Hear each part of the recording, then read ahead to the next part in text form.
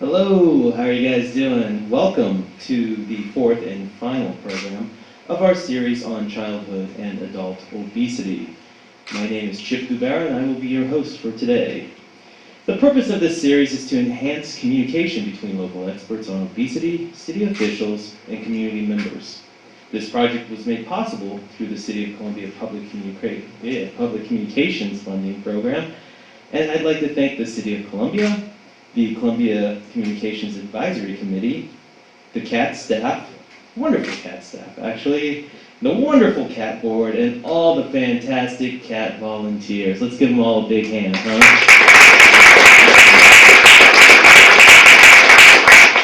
Fantastic. Tonight we have Ian Thomas and Stacia Riley, and they are going to be talking about the Walking School Bus program. Ian is the executive director and co-founder of PedNet, a not-for-profit advocacy group for pedestrians, cyclists, and wheelchair users in Columbia.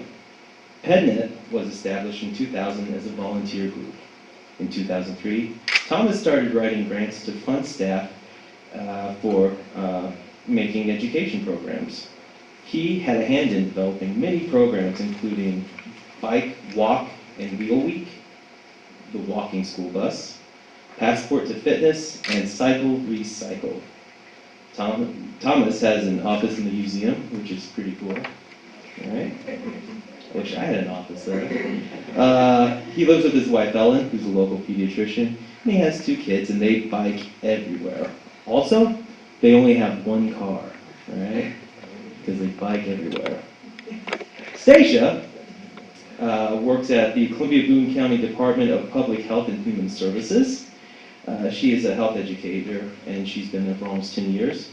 Her main focus has been on overweight and obesity prevention, with a focus on physical activity, promotion, and healthy eating.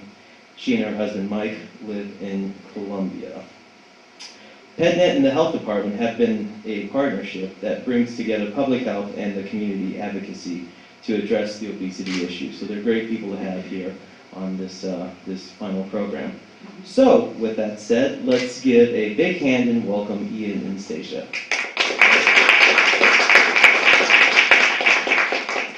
Well, thank you very much, Chip. And I'm going to start off and give an overview of what Stacia and I are going to talk about, and then we're going to each introduce our separate components of this partnership, the Public Health Department and the Independent Advocacy component.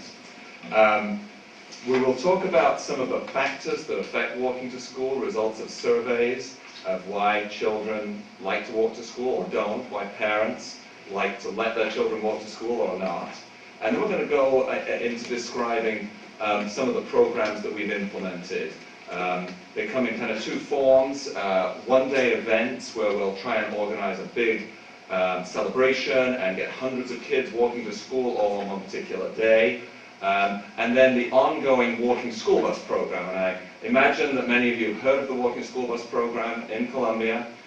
We try to promote it as widely as possible, and we're actually just getting the program up and running for the fall 2009 season right now. And all the walking buses will start on September the 16th, I think it is. It's in just over 2 weeks anyway. And the program's going to be at 10 different schools this semester. And the program goes every day, so that's the definition of the Walking School Bus program. And then we'll finish off by just talking about some of our experience in making this program sustainable and trying to participate in what is now a very strong and growing national movement to get more kids walking and biking to school for their health. And finally have a couple of action items that everybody in this studio and everybody at home watching on television can do to help promote walking and biking to school in Columbia and nationwide. So I think with that we'll move to talking about the partnership. And Stacia, why don't you start by introducing yourself and talking about the health department. Well, my name is Stacia Riley, and I am a health educator with the Columbia-Boone County Department of Public Health and Human Services. It's a mouthful. But as the public health agency, the goal and the mission of the health department is to promote the health of the citizens of Columbia and Boone County. And we do that by preventing disease, helping to prolong life, and to eliminate disparities. And so we do that through getting community groups to work together on issues that affect the health of the community. And I think a lot, when most people think of the health department, they probably think of the WIC clinic, or they think of immunizations, or they might think of restaurant inspections. But we do a lot of other things that the community is probably not familiar with. We do emergency preparedness planning. We do the animal control division is within the health department. And then we also do training for childcare workers. So we do a lot of things that the community may not know is going on, but that they're promoting and protecting the health of the citizens of Columbia. Oh, the interest that the health department has in working with PetNet Coalition on the Walking School Bus Program is because the issue of the obesity epidemic, as we'll call it, within the country. And so between 1969 and 2001, for a period of 30 years, the rates of walking and biking have gone down from 50% down to 15%. So we're looking at a huge drop of individuals that are not getting that daily activity. It may only be that 10, 15, 20 minutes, but it's less activity, and it's an issue. And because of that, then we see that the overweight and obesity crisis and rates have risen from 8% up to 30%. So you can see the correlation there, and that is the interest, and that's the reason why the health department is involved so heavily with the PetNet Coalition and all of the active living initiatives that we do throughout the community. So before I move on to give some more details of the PetNet Coalition, I do want to just emphasize what an important partner the Public Health Agency, the Columbia County Department of Public Health and Human Services, has been over the years. And we've worked together since 2003. They provide the government status, which is very helpful in our credibility as a partnership, as a movement in what we're doing. And along with our ability as an independent agency to advocate and to do more grassroots work, we form a very strong partnership. And that's one of the key lessons from our presentation today, this interlocking partnership between public health and independent advocacy. So the PetNet Coalition, as Chip mentioned, was formed in 2000. Our mission is to promote walking and bicycling and active modes of transportation in general throughout Columbia. We do this in two general ways. One is educating and encouraging the community to get on the bike, to walk to school, to skate or rollerblade or use the wheelchair if someone's in a wheelchair, to get around, just to take that active mode if it's possible. The other way we work on this is to improve the infrastructure through advocacy and trying to influence the funding decisions that are made with public funding to produce more sidewalks, bicycle lanes, trails, safe intersections, and so on. We have about 7,000 supporters in Columbia. These are people who've signed up in support of our mission statement since 2000. And this has given us a certain amount of political influence over the years. Active Living by Design was the kind of starting point for the Walking School Bus program. This was a grant from the Robert Wood Johnson Foundation, a national health and healthcare philanthropy that provides grants to organizations around the country to promote the health of Americans. And the Active Living by Design grant was specifically about finding ways to get people to be active in the community as part of their daily routines, as opposed to going to the gym and working out, or maybe going for a special bike ride on the weekend. Build it into your normal routines. And this was the point at which PetNet and the health department came together. We had several other important partners over the years. Boone Hospital Center has contributed to many important components of our program. The museum, as Chip mentioned, is where my office is, and it's also been an important partner in we partnered with them on the museum bike ramble, and we helped design some of the exhibits that promote active living within the museum.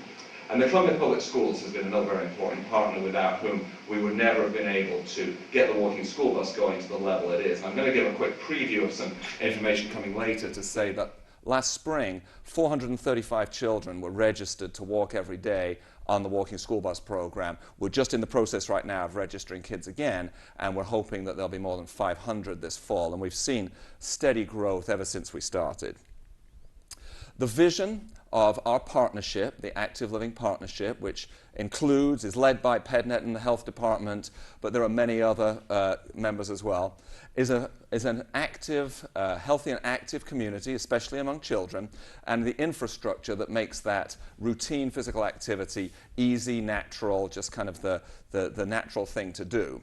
Unfortunately, the reality in Columbia and in many other parts of the country is a sedentary, an overweight population, especially among kids, and Stacia mentioned that statistic of overweight and obese kids having grown from 8% to 30% over the last 3 or 4 decades, and an infrastructure that in many, many places just does not support physical activity.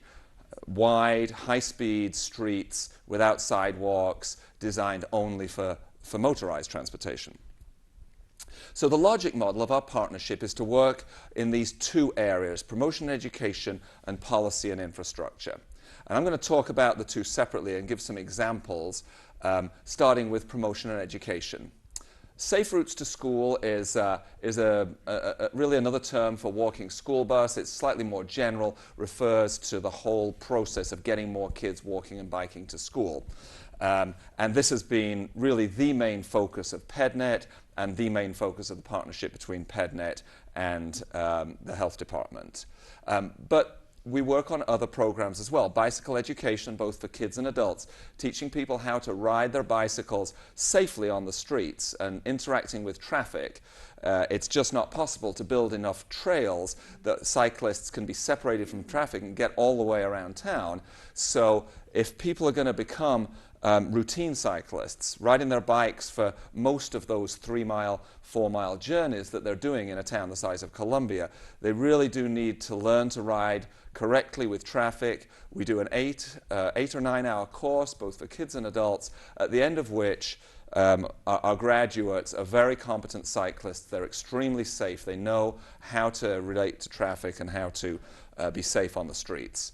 Bike Walk and Wheel Week is an annual event that many of you are probably familiar with, started by Mayor Darwin Hindman in 2001. PedNet has been one of the leading agencies and the Health Department in implementing this program over the years. More than 5,000 people took part this year. It happens in May every year. If you haven't participated in the past, then just make sure that you sign up next May, because it's a great opportunity. There's classes and special events and promotions and prizes, and on the Friday there are breakfast stations set up all around town for anybody who's traveling by active modes, and you just stop by and get a free breakfast, or you go to several of them and get several free breakfasts.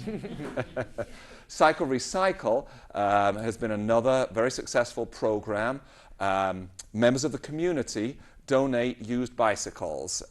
Just about everybody has 1 or 2 used bikes in the basement or garage.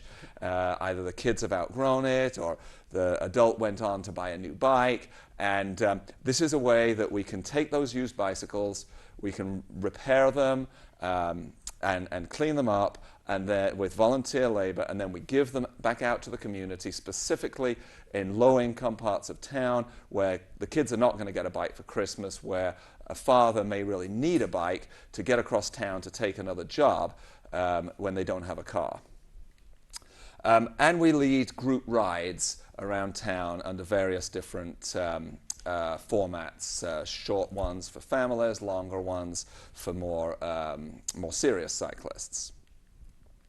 So returning to the logic model, all of these promotional and educational activities build a desire in the community to do more active transportation.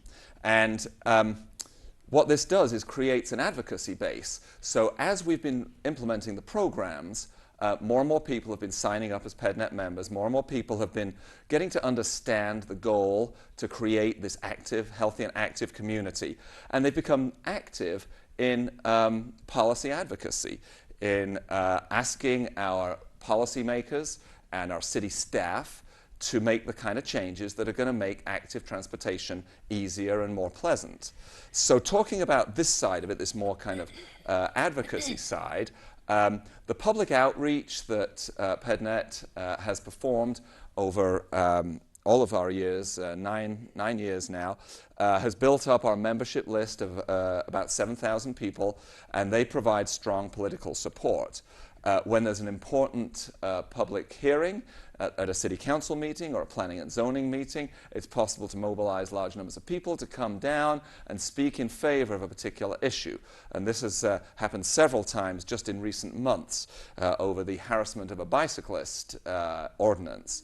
And also over an ordinance to reduce speed limits in neighborhoods, both of which PedNet had led the effort to implement, and both of which are now in place.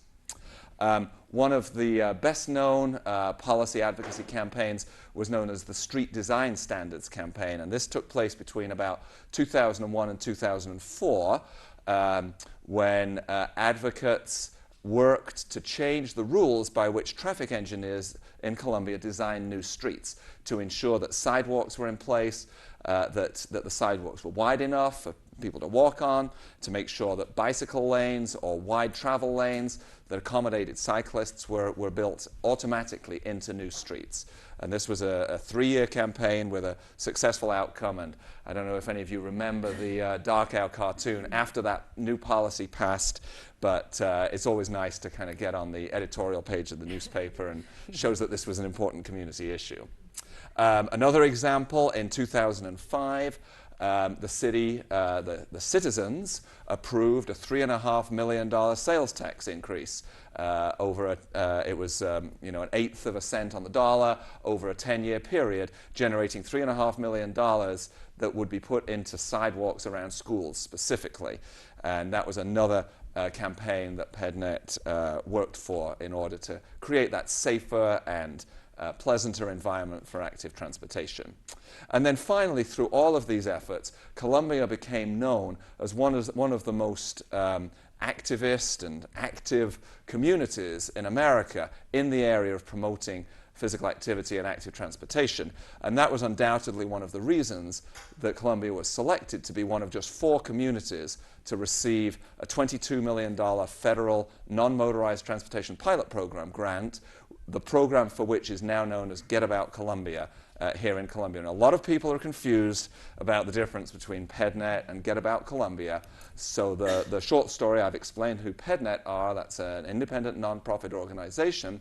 Get About Columbia is the name of the federally funded program, $22 million, which the City of Columbia manages primarily through the Public Works Department to build out many more bike lanes and trails, to make intersections safer, and also to do some promotion.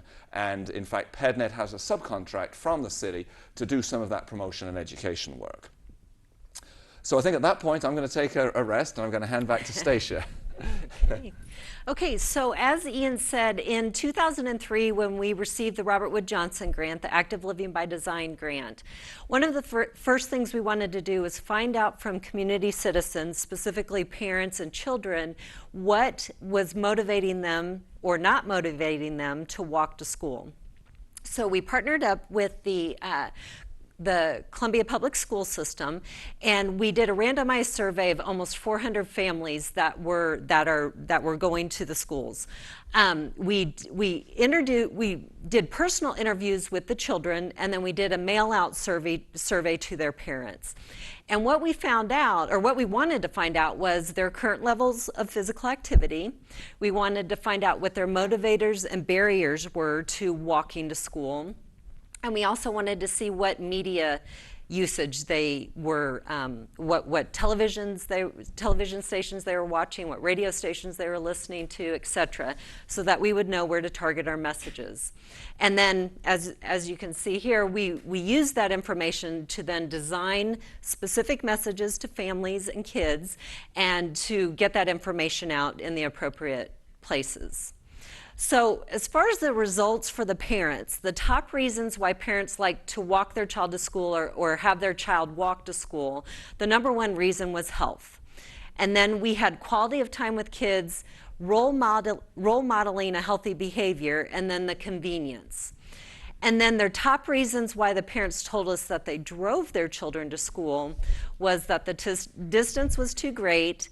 Again, time and convenience came in as a barrier, bad weather and unsafe streets. So it's kind of interesting. The parents that were already participating in walking their kids to school or having their children walk to school saw it as a convenient thing to do, a convenient transportation form. But then those parents who were in a rush to get to work and thought, you know what, it's easier for me if I just drive my kids. So we had that little conundrum there. But this particular poster that you see here is one of the messages that we developed, or one of the posters that we developed that were put throughout the community in the schools, etc. And it was focusing on the quality time spent with children. So as far as the results for the children, what the kids were telling us, number one reason, which is not surprising to anyone, I think, is that they enjoyed being with their friends and family. It was fun for them to walk to school. They also liked being outside. And then something that was kind of surprising to us was that they said it helps the environment. They wanted to walk to school because it lessened the pollution around the schools, and it lessened the number of cars that were driving to school. So that's interesting that that's something that the children that they were telling us. So again, here's a poster that you can see that was developed with some girls that attend, I believe it was Ridgeway Elementary, but it was just that they have fun with their friends walking to school. So after getting that information, like we said, we're using it to develop the messages, and we use it to develop the specific messages, but also to help brand the program. We have a very specific logo that you've seen in some of the slides thus far, and we just get that logo and the Walking School Bus brand out to the public as much as possible. We do that through talking about it, doing live interviews on TV. We also have radio commercials. Some of you might have heard the jingle. Kind of sticks in your head when you hear it, and actually it'll begin playing here in the next week or so. But we do that through print ads. We do it through promotional items that we give to the kids, backpacks. We have some new magnets, some bookmarks, etc. Things like that, that it's just a constant reminder, and trying to get the public to really take hold of the program and really kind of uplift it and get more and more kids involved.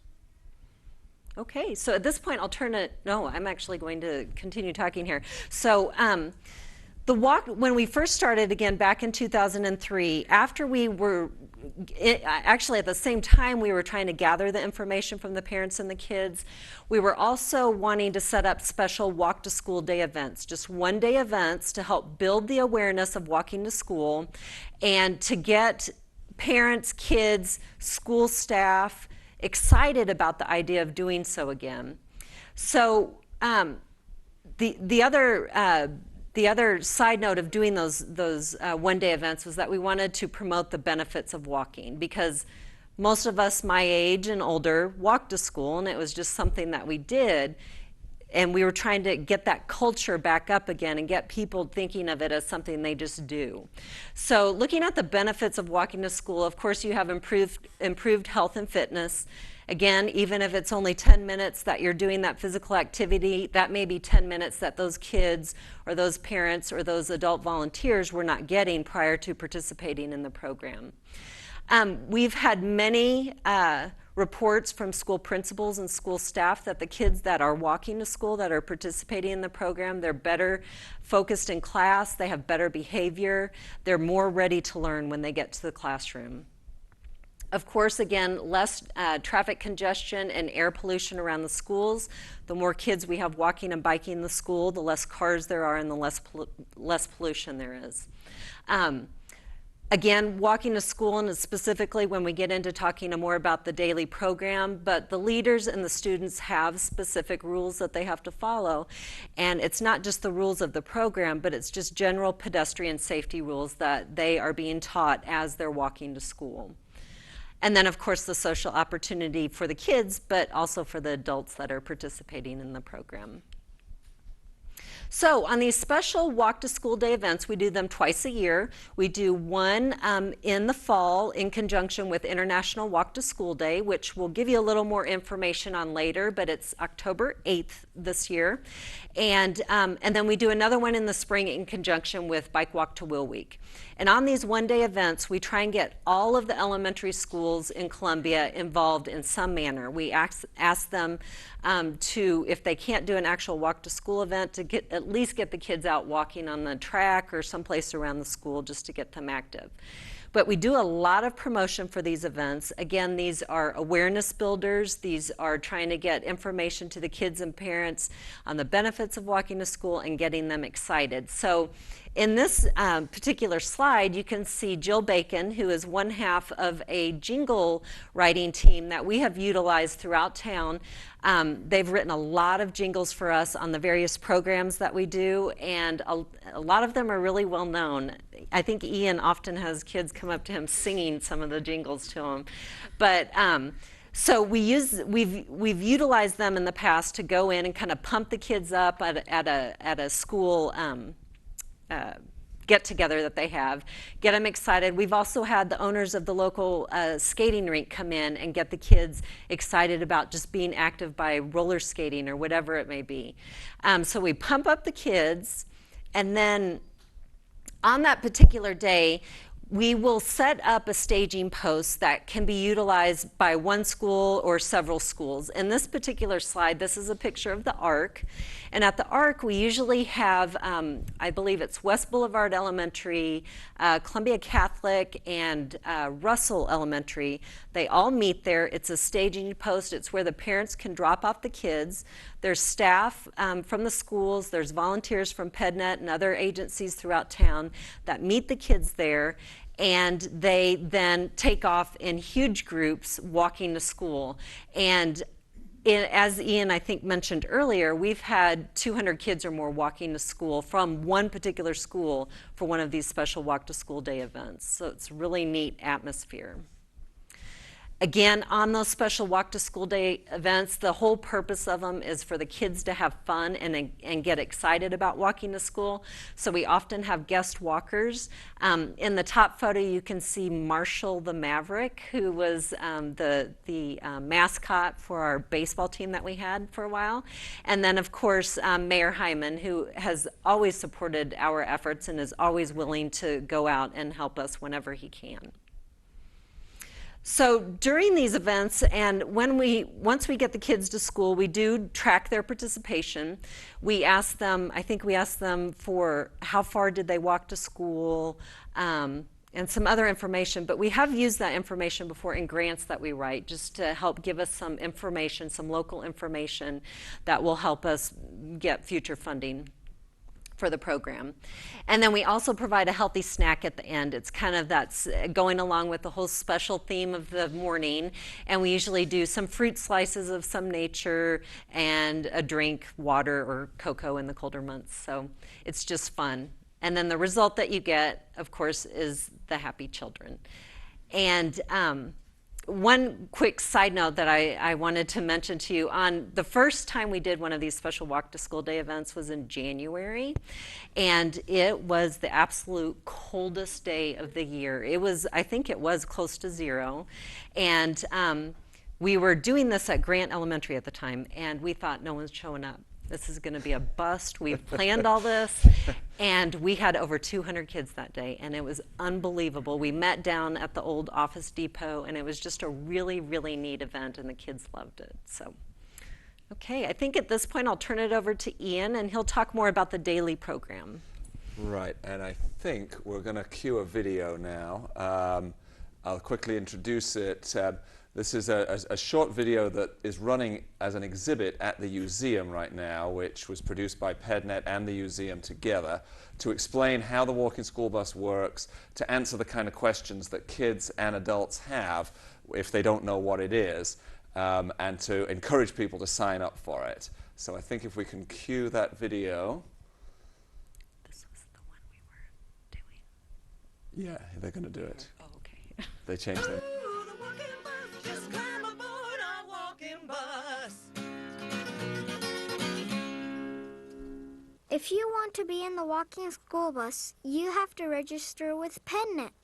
First, check to see if your school has the walking school bus program this semester. If it does, take one of the brochures from the holder and give it to your mom or dad to fill out. Then mail it in or give it to your teacher at school. If your school does not have the program yet, talk to your parents, teachers, and principal. Ask them to call the nice folks at PedNet about starting a walking school bus with other kids from your school.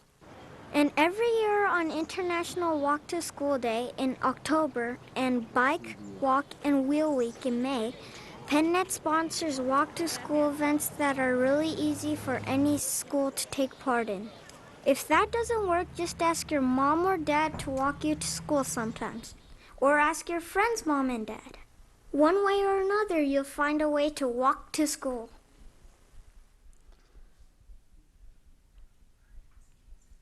Well, that wasn't quite queued up the way I expected it would be, so we just caught the very end of that video, but that's fine. We'll move right along, and I'll just explain how the Walking School Bus program works in a little more detail, since we didn't have the benefit of the video there. So Stacia talked earlier about the benefits of walking to school, and once we get to a daily walking school bus program, those benefits are amplified. The improved health and fitness has more sustained benefits if the kids are doing it every day. Same with the better behavior and focus in class and all of those other benefits. In addition, down at the bottom, in particular with some of our schools that serve public housing, other low-income families, there's a very important interaction between the children and the volunteer adult leaders who lead them to school.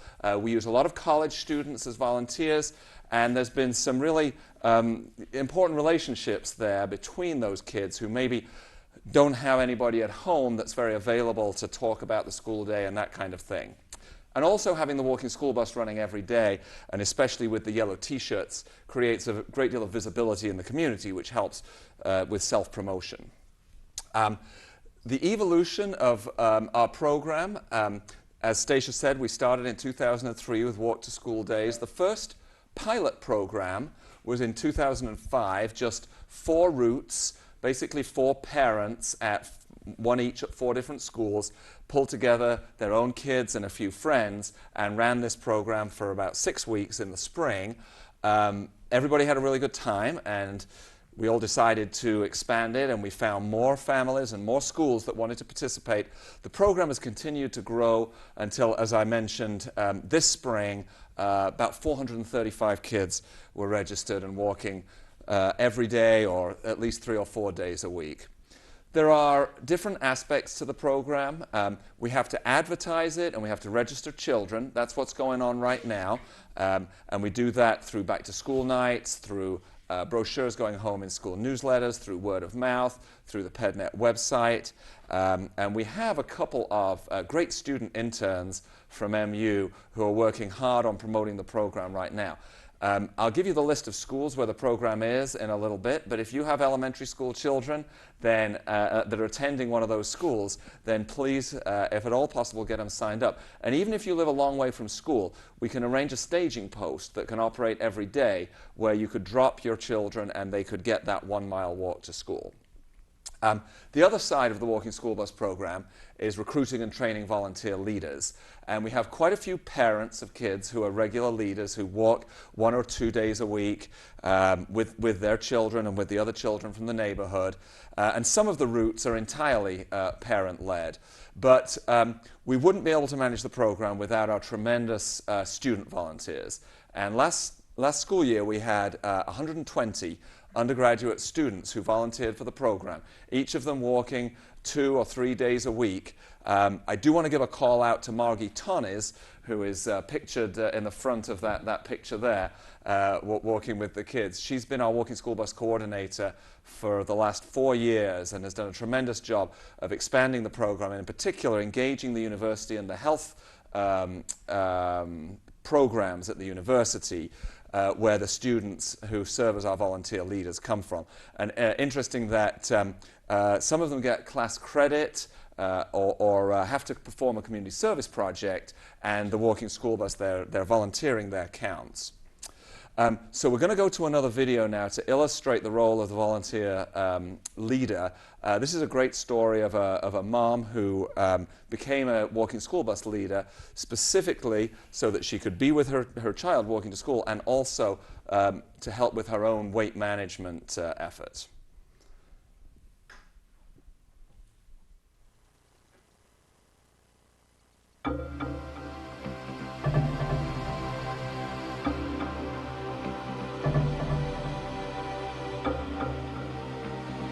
In 2003, the PedNet Coalition and the Columbia-Boone County Health Department, in partnership with other public and private organizations, launched Columbia's Active Living by Design project. The goal of this project, funded by the Robert Wood Johnson Foundation, is to encourage people to build physical activity into their everyday lives. One of the most popular and successful programs of the Active Living by Design project has been the walking school bus. Each year we hear inspiring stories from both adults and children whose lives have been enhanced by participation in the program. Meet Tracy Cully, who is looking for a way to volunteer within the community and also improve her health. I've struggled with my weight my whole life and have always tried to be somewhat active, but as I've gotten older, I've needed to become more active to at least maintain. When I first heard about Active Living by Design and the walking school bus, I had joined Weight Watchers and had lost about 15 pounds, and then over the course of that next year of doing walking school bus, I lost a total of 40 pounds. Now I'm working at losing some more, but trying to maintain what I've already lost, which is the most difficult thing to do about losing weight, and I just wanted to be more fit.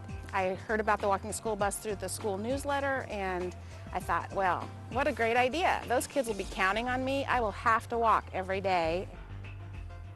I called Margie Tonnes at the walking school bus and went through the training, and I've been a leader now for 5 semesters. And then I also act as the walking school bus liaison for Fairview. So I organize the routes, try to get new kids to walk each semester. We got a wagon last year, and that has helped tremendously with attendance because that way I pull the backpacks, and it's helped my workout because I'm pulling about 50 pounds up a hill, it feels like, the whole way. Tracy's son, Aaron, walks with his mom every day and is a huge fan of the program as well. I like the walking school bus because I'm really energetic in the morning, and so I have to burn off that energy, and if I walk all the way to school and then walk all the way home, in class I'm not getting in trouble for talking. And sometimes I'll bring like my Garfield books and I'll just walk around reading them, and all of the people are cracking up and stuff. The walking school bus is fun because you get your energy out and you get fit and active. One of the most important aspects of these Active Living by Design programs is the inspiration they give people to incorporate physical activity into their everyday lives. I think it's made us both aware of the fact that we don't have to drive everywhere. It gives us an opportunity to not only walk, but to talk together. And I think that helps our relationship to be able to talk about things, and I just really feel it's important for me to instill these values in him while he's young and make these habits, because when you get to be my age and you're trying to make them habits, it's a lot harder. Tracy is a true success story. Not only is she a champion of the walking school bus program, but she's also a positive role model for the other parents who continue to join the program as volunteer leaders. But Tracy's story is not unique. She is just one example of how the Active Living by Design program can change people's lives for the better. I plan on continuing just because I enjoy it, and it's, like I said, it's that exercise that it's not just calling a friend and saying, oh, I don't feel like walking today, because usually that friend will say, oh good, me neither. But the kids are counting on me, and I like walking with the kids. They're a lot of fun, and I plan on continuing in my role as long as they'll let me. I get a lot of weird looks when people ask me what I'm doing and I say that we're the walking school bus, especially when I first started, but it is so much fun. And if you have time and you have the need for exercise or just the desire for some exercise and to spend some time with some really great kids, even if yours are already out of elementary school, call and sign up. It's a great opportunity, and I just have a blast every semester.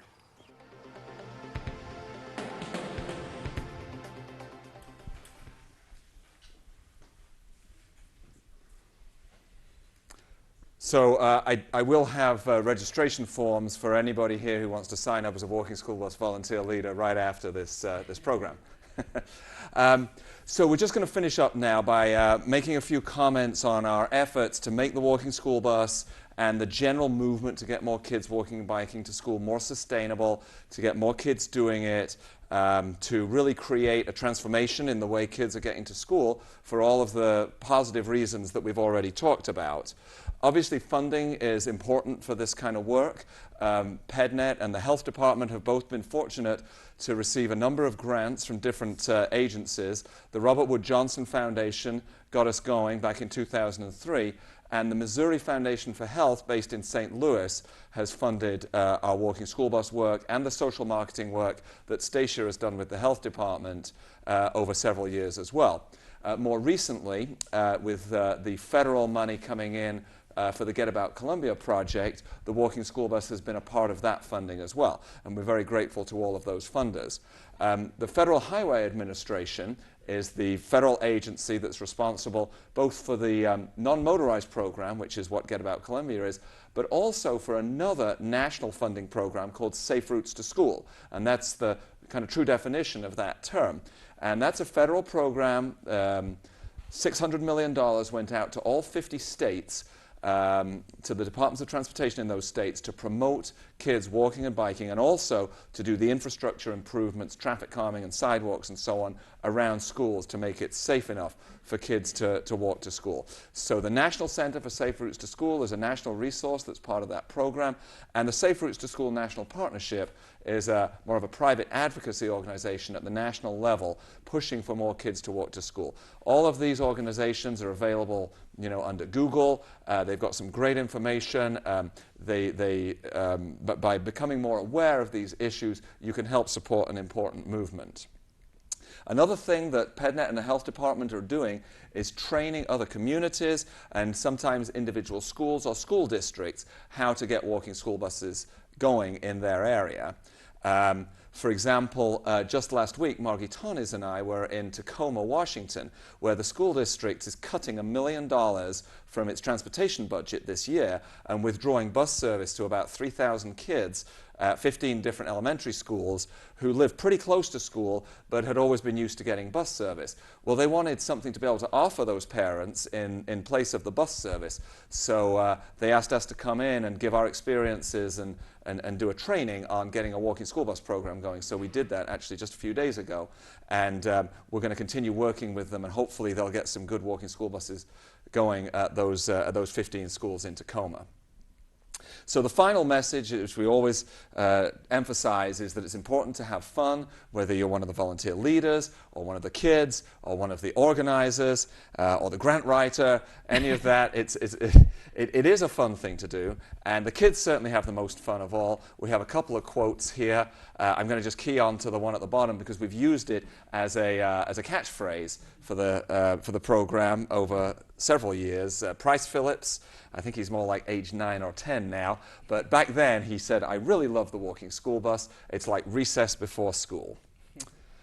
So just finish up now with some information. The Walking School Bus program, there we go, I did get it right. September the 16th, runs through until December this year, and those are the 10 schools that we'll be offering walking school buses at. We'll probably have anywhere from 3 to 5 or even 6 different routes at each of those schools, so a total of possibly 40 or 50 routes.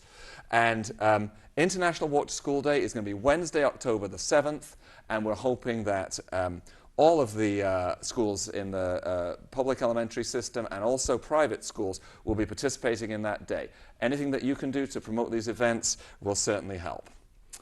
And I think with that, we're going to wrap it up.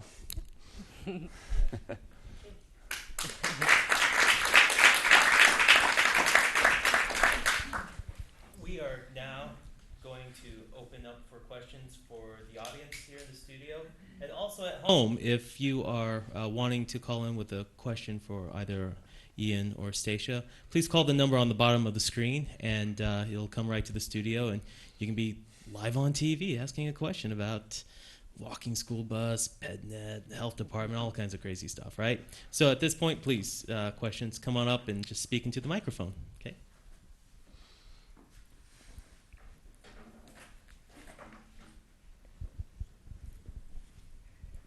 I actually have two questions. The first one, I hope you didn't cover. It was what is a walk stop? Oh. Shall I go? Go ahead. Well, a walk stop is one of our locations where the kids wait to meet the walking school bus. So it's just like a bus stop, except it's a walk stop. And in fact, this year, we're doing something a little different. Previously, we've quite often picked kids up right at their homes. But we're designating specific walk stops in the neighborhood, and we're going to get yard signs that say walking school bus, walk stop, and find somebody at that location who's happy to have that planted in their yard to kind of mark the point and also to promote the program at the same time. Nice. And so the kids know where to wait. Nice. Look closer to the mic. Oh, okay, go ahead. Okay, so we've got a phone call coming in.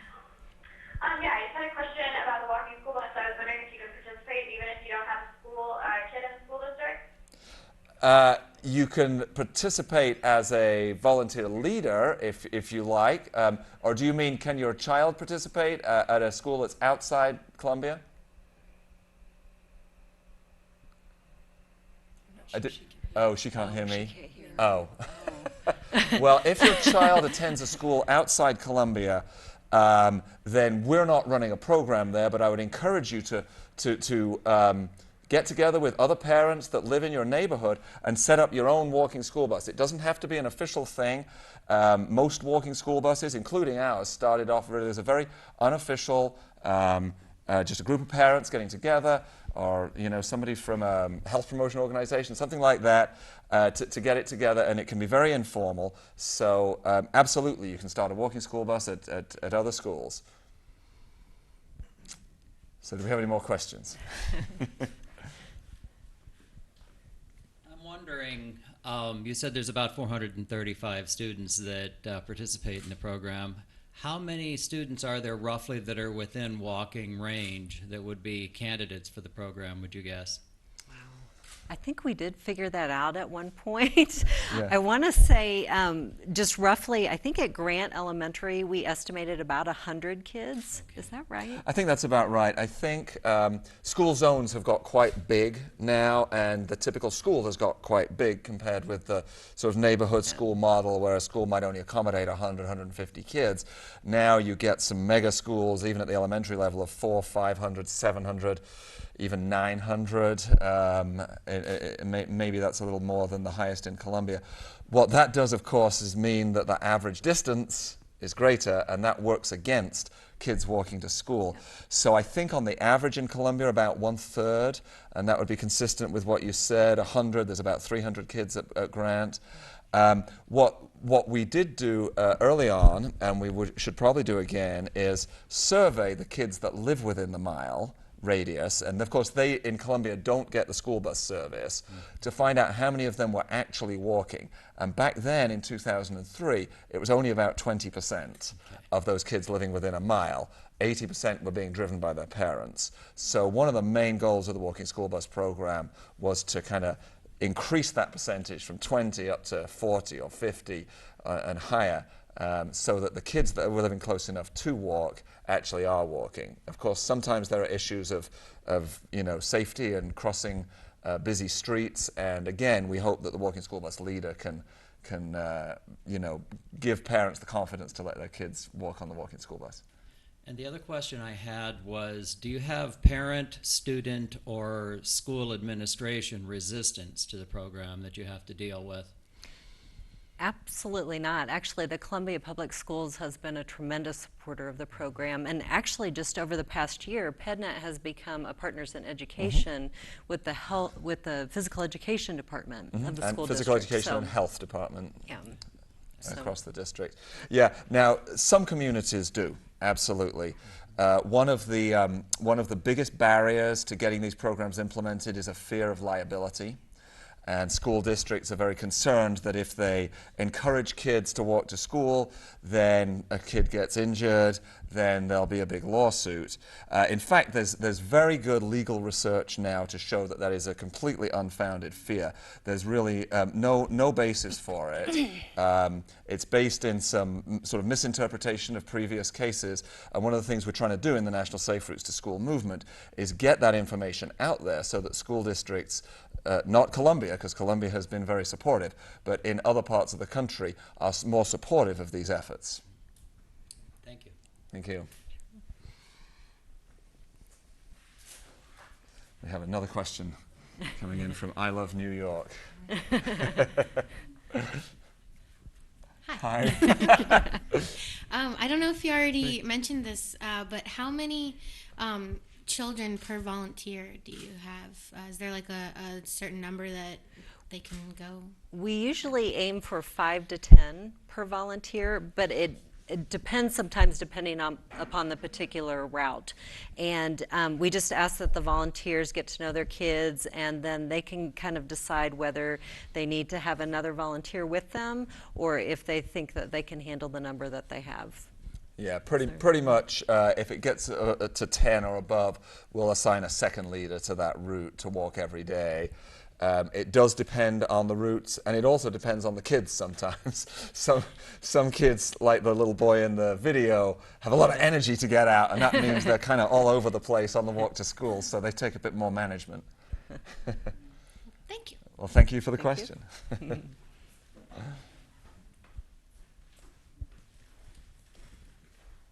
I actually have 3 questions because I'm talking for other people. The first one is, I've heard a lot about walking to school. Is it also walking home? Initially, not right now. Right now, we just do a morning program, but we are talking about starting a pilot program to do something in the afternoons for some of the schools. I'm thinking that might be valuable to a lot of parents in the community if they could have that covered as well. Just if I may jump in on Please. that, actually, one of the things that we talk about and we think about long term is maybe we don't see the long-term conclusion of this to be thousands of walking, very formal walking school bus programs in place all across the country. And to some extent, what we're trying to do is to kind of change the culture back so that kids are naturally walking to school where it's safe to do so. So one of the things that we've seen with the kids, because we have only been doing a morning program more from volunteer availability reasons. But what we've seen in some of the routes, for instance, some of the Grant Elementary School routes, is that kids that were not walking to or from school, and then they were being transported by parents, and then started walking with the walking school bus in the mornings, have started walking home on their own in a kind of a, an ad hoc way. And their parents are obviously comfortable, having seen the walking school bus go, having walked with it sometimes, that this is a perfectly safe thing for them to do in those neighborhoods. I was just going to add, one of the other barriers is after-school activities, too. A lot of the kids are involved in things. And then we also have thought about the liability issue of dropping a child off at their home along the route and a parent not being there and what goes along with that and things of that nature. So. Understood. The second question, there's a lot of talk now about health reform that's being proposed on the national level, and at least one of the bills includes approximately $1 billion that's been tagged as prevention and wellness. I was wondering if any of your programs stood in line to receive any of those funds, if you know what's been planned for that. Thank you. Well, it sounds like a good idea. Yeah. That'd be great. Prevention and wellness is absolutely what it's all about. And I think most people in the healthcare and health fields of study really believe that the best Intervention. or the best Is investment, that's what I want. The best investment of healthcare dollars is in prevention, by promoting healthy lifestyles in the first place, both with healthy nutrition and regular physical activity, rather than treating the diseases that come along because of the lack of those things. All right, thank you. Do we have any more questions?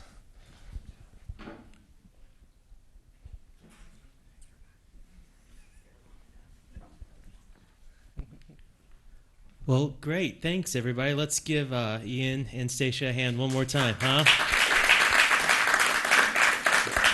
This concludes the fourth and final program of the series on childhood and adult obesity.